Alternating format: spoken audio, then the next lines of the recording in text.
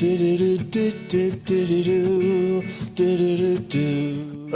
two. Podcast within a podcast. This is the after portion. Let's go. Just when I have all the answers, all the questions change. Yes, I do have all the answers. All the questions change. I'm sitting in a dark car. And if you hear more noise on this than usual, well, is anything really usual with me? Is anything really usual with this podcast? But if you hear more noise than you did, like, say, in the last couple of episodes, or even in the part I'm about to drop in, it's because I'm sitting in a dark car in the garage. It's not the dark car and the garage that are causing the noise. It's the fact that I'm using the cheap microphone from an old set of iPhone earbuds. So there you go. But I just didn't feel like going upstairs and speaking timidly and quietly, trying not to disturb the neighbors and or my son. Because if I go in the bedroom upstairs where I have the good microphone and record the podcast, I would be more self-conscious because it's 10:24 p.m. and one wall is shared with a neighbor and the other wall is my son's bedroom, and I don't know if he's sleeping right now or trying to, or maybe he's even just doing his own thing, talking to people on the internet, because that's what he was doing when I left about 5 hours ago. So there's that. There's the setup. So what I left for 5 hours ago was the Comedy Store. Yes, I finally got around to going back. And I say finally. Wait, here I'm trying to move the microphone without scratching it against my beard and making that annoying incessant scratching noise. But when I say finally went back to the Comedy Store, I don't know.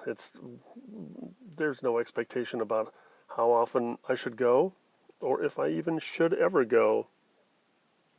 There's no should involved here. Nobody has to do anything. Remember that? McCabe's Law. There's the scratchy noise again. Let me try to stay still. Or not. So what if there's a little scratching? I've talked about that before.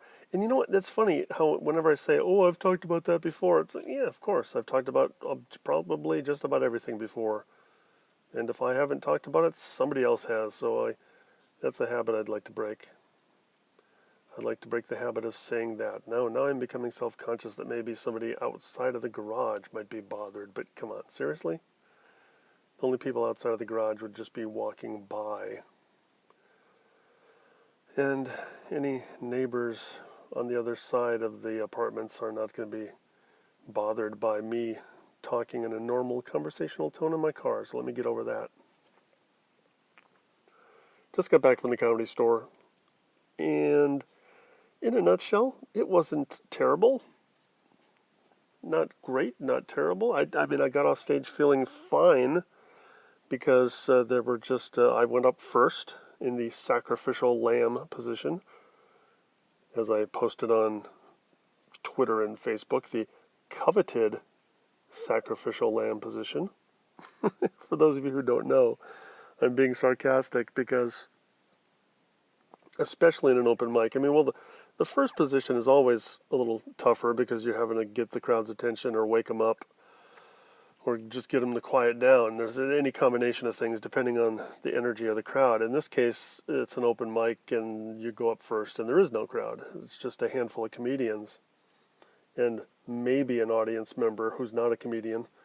And in this case, when I first went up, there was nobody except maybe the waitress. There was a waitress out there that was a non-comedian. Then later, after I got off stage, an audience member showed up. But that audience member actually turned out to be the brother of a comic. So, point being, I went up there with went up on stage without great expectations about getting reaction, and it really wasn't about that. The three things I focused on were breathe, as I just reminded myself of here, too. There you go. Breathe.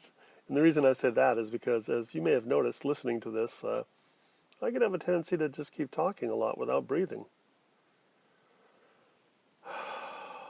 There we go. And that's actually okay for a podcast or for radio, which this is kind of the equivalent of, because you're afraid of dead air. But you can take that to the extreme and just go nonstop without breathing and become monotonous. And then especially doing stand-up, it's generally a better idea to talk a little slower so people can actually understand what you're saying. And pause now and then, hopefully for laughter. Tonight the pausing wasn't so much for laughter, but, just for the sake of pausing and for habits. So breathe, number one. Connect, meaning connect with the audience. Don't ignore them. Look around. And even in a case like this, it's a handful of comics. I'm going to acknowledge that. I'm not going to use it as an excuse, but that's the crowd I'm playing to. I really wasn't in the mood to go up there and do just like some rote material in front of a handful of comics. I'm not really going to learn much about that material. So I just, talked to them. Talked to the guy in the corner who was doing the sound and lights and music. That's a job that I used to have at the Comedy Store, in addition to being a comedian and working the door and taking out the trash and stuff like that. So I connected with him, just said something to him, told him I used to have that job. From the stage I said that. And then talked a little bit about just comedy, kind of. So it was inside baseball kind of stuff. Did I even touch on anything that wasn't really about comedy? A little bit, because I guess I did at some point mention Sarah Palin, because, hey, it was really cool that the MC, this particular host, when he introduced me, he mentioned Michael Palin, which is that's the first time I've had that in a long time. It used to be before Sarah Palin came along that Michael Palin was the person people would ask me about. They'd say, hey, are you related to Michael Palin? And if you don't know, or even if you do know, Michael Palin is from Monty Python. So that used to be a really cool connection, and for most of my life, people would ask if I was related to Michael Palin, and that would be an instant nerdly connection, because not a lot of people know the name Michael Palin. Even if they've heard of Monty Python, they probably haven't heard of Michael Palin unless they're a real nerd, or at least a comedy nerd. That's funny, because when I was growing up, first of all, there wasn't really the word nerd, as I recall. They had other names for the dorky people like me, the geeks or cabbage heads or whatever. I'm sure there's a lot of regional words for people who were the smacks comes to mind. God, I haven't thought about that in a long time. They called us smacks, the kids who actually studied and got good grades. But what was I saying about Michael Palin? Yeah, so that used to be an instant nerd connection, and then several years ago Sarah Palin came along, and then most of the time now people say, oh, Palin, like Sarah. Are you related to Sarah? Yeah. So, yeah. I was going to say something about her tonight to do like a what do you call it, an opposite thing, to go, I'm not going to tell you what I think about Sarah fucking Palin. I'm going to keep my opinion to myself about Sarah fucking Palin, or something to that effect, but I didn't do that. So yeah, I guess I talked a little bit about her. Of course, I talked about pussy, because pussy is in the news with the political election. So, yeah, there was that. Actually, the lead into that was something I've been using off and on in my head and a couple times on stage the last few years, is by saying the reason I don't talk about politics is because I am a pussy. And I try to do a little misdirection there by saying, there's a word for it. When you're not into politics, is it because people might be thinking apolitical? I'm a pussy. So yeah, there's that. There's pussy. Of course, there's always pussy. And pussy has always been a part of politics. Now it's just explicitly, we have the pleasure of hearing people on CNN, the serious talking heads, talking about pussy. So yeah, so I guess that's pretty much it. But really right now, even though I am doing it, my whole point here, my whole intent when I started this was not to to say exactly what I said on stage, so much as to just kind of tell you how it felt. And you know what? It's just like every time I go up there, it feels familiar, and it feels, at least tonight, it felt good. When I went up several months ago, I had a little stretch there where I went up a handful of times for a number of weeks, and it was hit and miss. But it really comes down to whatever point of view and attitude I have going up, because it's not that tonight was great. I didn't kill by any means. Got a couple of chuckles here and there, but when I went off stage, I was just satisfied more than anything. I was just happy to have done it, and the main thing was that I did connect in one way or another. I mean, I was making eye contact and getting some reaction, and mainly just keeping control and enjoying it and being in the moment. Like the Zen and the art of comedy thing that I've really been trying to do this past year. When I haven't been going up consistently in a year for the year, but I've at least gone up several times this year. And the main thing is like just not to do that needy searching for a punchline or just trying to be funny thing. It's one of those ironic things where it's like, no, trying to be funny is not necessarily the goal when you're going for laughs or when you're not going for laughs. It's just, I don't know. I chased my tail on this thing, but the point is I had fun. I had fun. It was breathe, connect, and that was the third thing. Have fun. Breathe, connect, have fun. Not necessarily in that order. They're all just interrelated. Three legs of a stool, I guess. And it's not that I'm pitching this as being like the rules of performing or the rules of comedy. It just so happens to be what I was focusing on tonight. So there's that. Feels good. I'm glad I did it. And I'm getting this feeling that, maybe I'll just keep running some ideas and material throughout, through my head, through my mind grapes. That's a 30 Rock reference. Running that through my mind grapes throughout the week. And I have this feeling that I might be doing this again and again and again for a while here. I just had because also afterwards, oh yeah, I didn't mention this, that after I went and sat down, and normally I like to sit in the back of the room, but they make us sit off to the side. So I figured, what the hell, I'm going to get kind of closer to the stage and up front where it's easier to get on and off stage, and then also just kind of kicking back and sipping on my Coca-Cola and being supportive for the rest of the comics, right? But I actually became a callback to the host and the second comic up, just in a friendly way. At least that's the way I took it.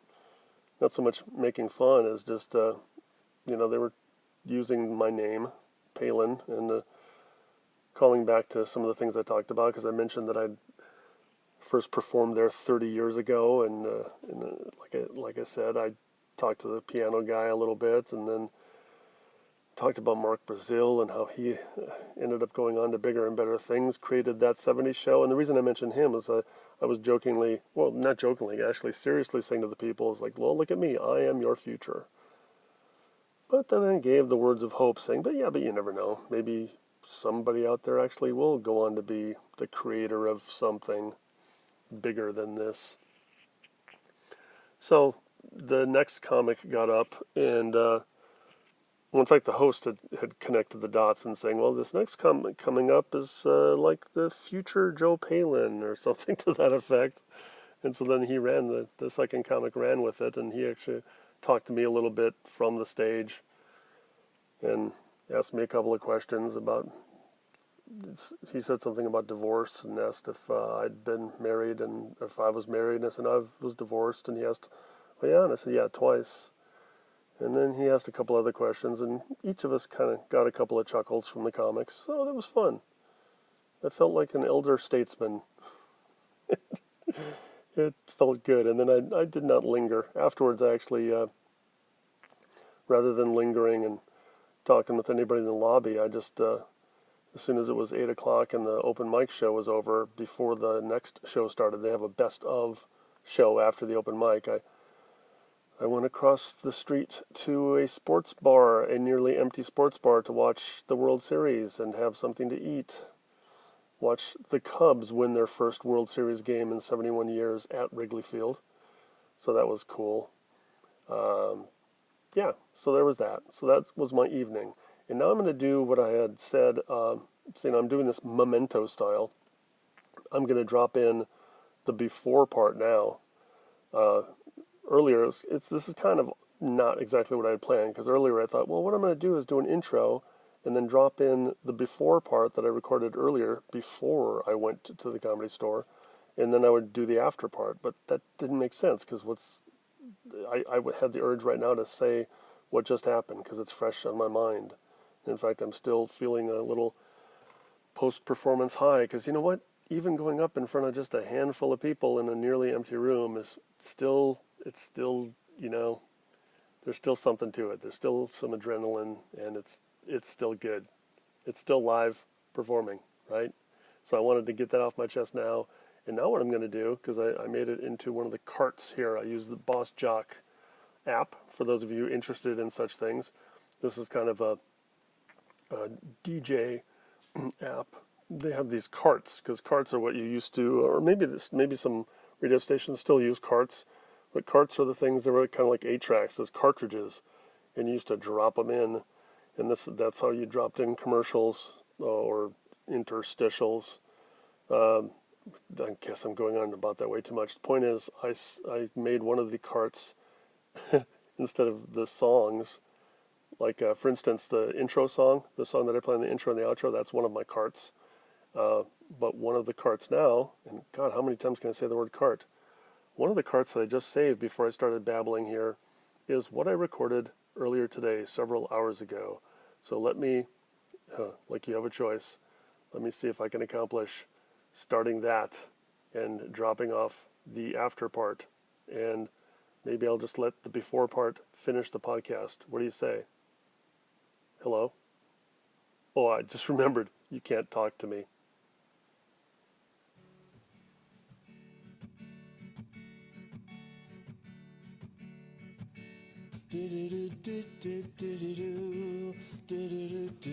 Hello?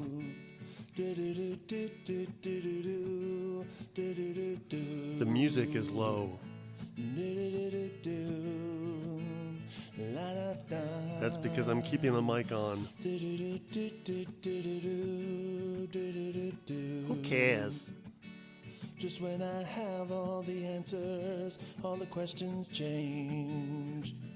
One day the world looks so normal, next it looks so strange. Hello. Yes, I started off with a mistake, but hey, so what? Who cares? So what? Who did that? Who cares? So what? Who cares? I don't remember who did that. I'm doing it now. That is somebody else's character / voice, but I'm doing it now.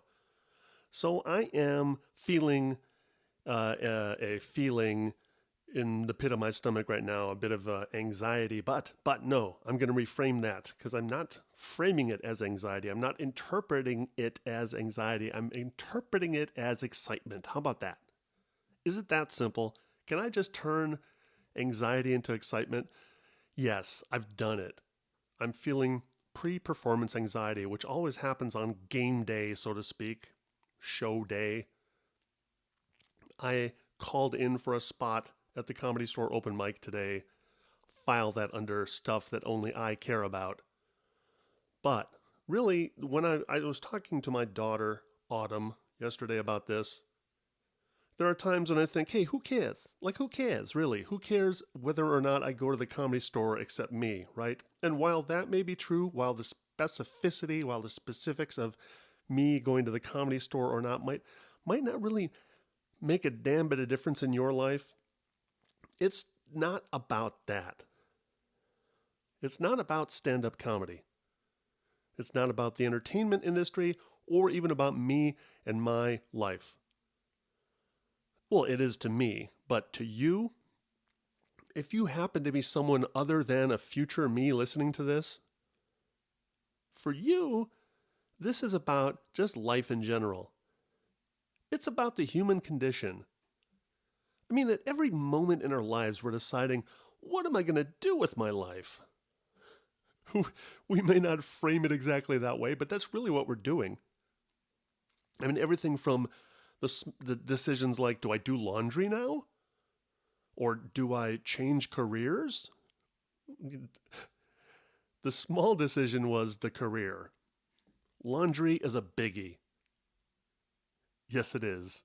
It is bigly. Oh my God, I made a Trump reference. For those of you maybe listening to this years in the future when hopefully Donald F. Trump, I believe fuck is his middle name. I've been trying to stay away from talking about him, but you know what? I've decided to lean into it. Lean into it. If you're listening to this years in the future and you don't know what I mean by bigly, B-I-G-L-Y, being a Donald Trump reference, well, it's because he happens to know a lot of words, even ones that don't exist. I haven't looked it up. I'm assuming that doesn't exist. Even if it does exist, it is an obscure word, to say the least. But Donald Trump aside, it's the human condition I'm talking about here, folks. Sure, it's framed in this narrow box that is my life, and more specifically, my day today going to the Comedy Store. I don't even know yet if I'm going to have a spot. But just the thought of it, just the fact that I have, for whatever reason, become motivated to go do this again, just that thought has got that feeling in the pit of my stomach. And while my last podcast episode, I believe just a week ago, maybe a week ago today, without looking it up, yes, I do believe it was last Sunday when I was deciding not to go to do a spot or to call in, I had the other decision. That decision was made based on the fact that I was feeling that feeling in the pit of my stomach, but it was anxiety. So what is the difference, really? I think it's how we interpret it, because we always have fear. Well, maybe not always. There's good times in our lives when we're just relaxed and not feeling anxiety or fear. But let me put it this way. When we do have fear, we have a choice to make. Do we push through it, or what do we do? What do we do with it? You know, a lot of times when people say, well, I would really like to try something, let's say, for instance, performing, but I'm afraid. We're all afraid. There may be some rare bird who at some point in their life just is not feeling any nervousness or anxiety at all when they get in front of a camera or up on a stage. There might be a person like that, but I don't know. I've done thousands of shows of one form or another, and I still get anxious. I still get excited. I still get that feeling in the pit of my stomach. So I don't think fear is a good excuse. The difference between people who do things and people who don't things, I don't think, it's not that people who do things don't feel fear. People who do things just feel fear and do it anyway. I didn't make that shit up. That's, if not an exact quote, it's at least a paraphrase of somebody. So that's it. Like I started to say earlier, and I'm going to continue to say now, when I talk about me, because that's what I talk about and that's what I think about, like most of us, we're thinking about ourselves. I know there's philanthropic. I know there's philanthropy in the world, and there's people who think about other people, and I do too. I think about my kids. I take care of my kids.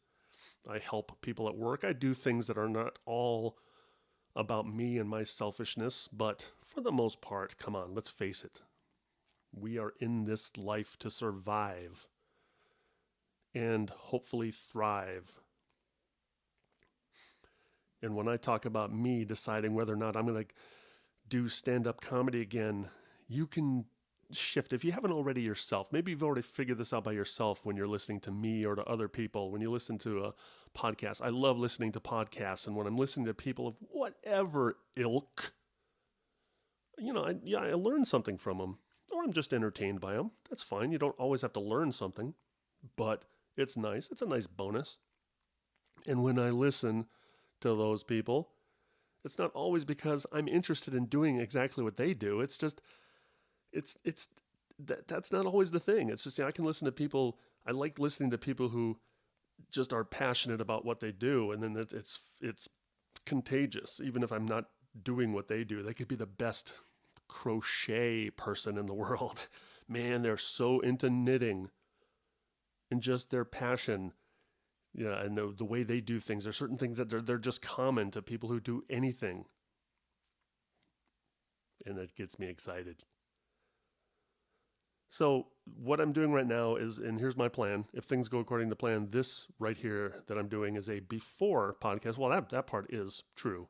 This is a before podcast, but I'm thinking I'm going to do a podcast within a podcast. So I'll keep this short relatively, because normally I do a normal, quote, unquote, normal, quote, normal, unquote, however you want to say that. A normal podcast that I do is somewhere in the vicinity of a half hour to an hour. This one, as I look down, I see that's 8 minutes and 53 seconds. I'm going to keep this short because all I really wanted to record was the before part. And I'm going to, the plan part is, if everything goes according to plan, God, I'll finish saying this eventually. This will be a podcast within a podcast. This that you're hearing right now will be embedded inside of a longer podcast, which will be the after. I don't know exactly how I'll format it, but I'll probably do an intro and then drop this in and then finish with the after part. That's my plan. So right now, I think I'll turn this off because all I really wanted to record was some of the energy and what I'm feeling right now. And just, I can't even tell you why I decided to go up tonight when I've been on the fence for a while and I haven't gone up in months. And then last week I was so close but didn't go. I can't tell you why, because who knows why? Why do we know? And that gets back to the generalities of life again, the human condition. Can we really say why we feel anything? Why we like to do things? Why some people like to sail across the ocean and others are afraid of the water? Can we say why?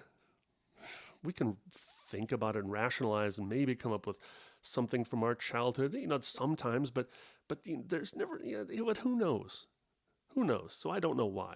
All I know is that I started feeling throughout the week this week that it was probably going to happen, that I was probably going to call in, because I found myself walking around the apartment with comedy-like thoughts, with that familiar old feeling of putting together a set, of putting together some material. But the big clue is that I found myself walking around talking into an air microphone, holding my hand. I didn't even know I was doing it at first, but then I realized, oh my God, I'm holding up my hand in the shape of like if you could place a microphone in my hand. I'm holding my hand up near my mouth and talking into my empty hand. That was my clue that this would probably be the week that I ventured back down to La Jolla to perform at the Comedy Store. The air microphone. So again, if all goes according to plan, this has been the podcast within the podcast. I'll talk to you later or sooner. I'm Joe. Bye.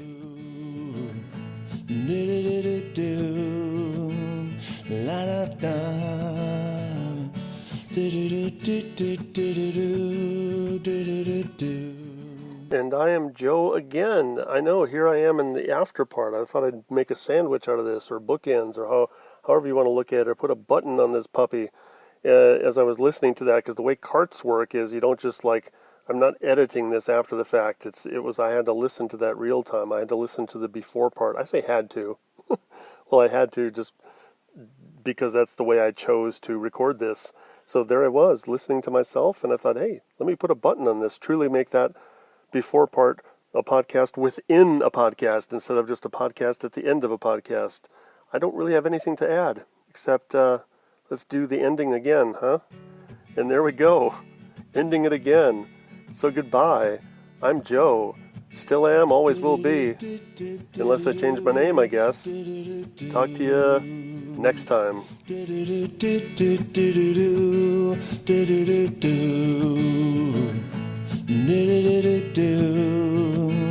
La da da.